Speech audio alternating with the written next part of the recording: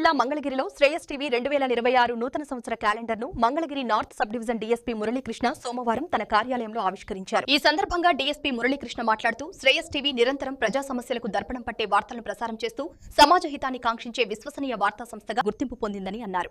ప్రజాస్వామ్య వ్యవస్థలో స్వేచ్ఛాయుతమైన మీడియా అవసరం ఎంతగానో ఉందని పేర్కొన్నారు. సామాజిక స్పృహను పెంపొందిస్తూ నిష్పక్షపాతంగా సమస్యలను వెలుగులోకి తీసుకువచ్చి వాటి పరిష్కారానికి దారి చూపడంలో శ్రేయస్ టీవీ ప్రత్యేకతగా నిలుస్తోందని తెలిపారు. తన బాధ్యతను సమర్థవంతంగా నిర్వహిస్తూ ప్రజాహితం, సామాజిక న్యాయం లక్ష్యంగా శ్రేయస్ టీవీ ముందుకు సాగాలని ఆకాంక్షించారు. ఈ క్యాలెండర్ ఆవిష్కరణ కార్యక్రమంలో మంగళగిరి పట్టణ సీఐ వీరాస్వామి, గ్రామీణ సీఐ ఏవి బ్రహ్మం, మంగళగిరి ప్రెస్ క్లబ్ ప్రధాన కార్యదర్శి, Maha news senior reporter Bandela Dayakar, Shreyas TV reporter Madhu, Tadepalli reporter Srikanth తదితరులు పాల్గొన్నారు.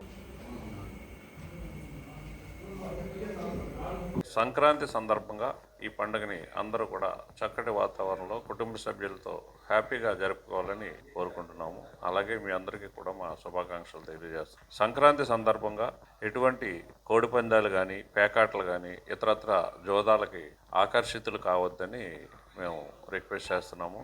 ఈ కోడిపందాలు, పేకాటలకు ఎటువంటి పర్మిషన్లు కూడా లేవు.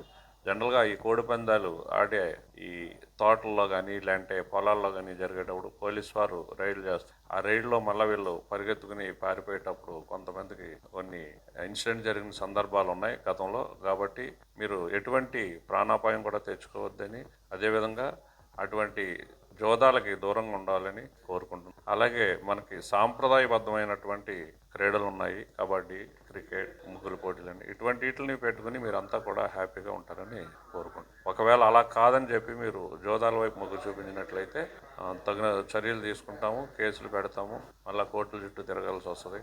పండగ సందర్భంగా మీ ఇళ్ళకు వచ్చే అతిథులు కూడా అక్కడికి వచ్చినట్లయితే వాళ్ళు కూడా మళ్ళీ అక్కడ ఆ కేసుల్లో ఇరుక్కుంటారు. మళ్ళీ దూర ప్రాంతాల నుండి కోర్టులకు రావాల్సి వస్తుంది. అదేవిధంగా సంక్రాంతి సందర్భంగా వచ్చేటప్పుడు, వెళ్ళేటప్పుడు కూడా మీ ప్రయాణం కూడా తగు జాగ్రత్తతో చేస్తారని ఆశిస్తున్నాం. ఎటువంటి ప్రమాదాలకి గురి కాకుండా ట్రాఫిక్ నియమాలు, అలాగే మోటారు వెహికల్ చట్టం ప్రకారం మీరు ప్రయాణం చేయాలని కోరుకుంటున్నాం. Thank you.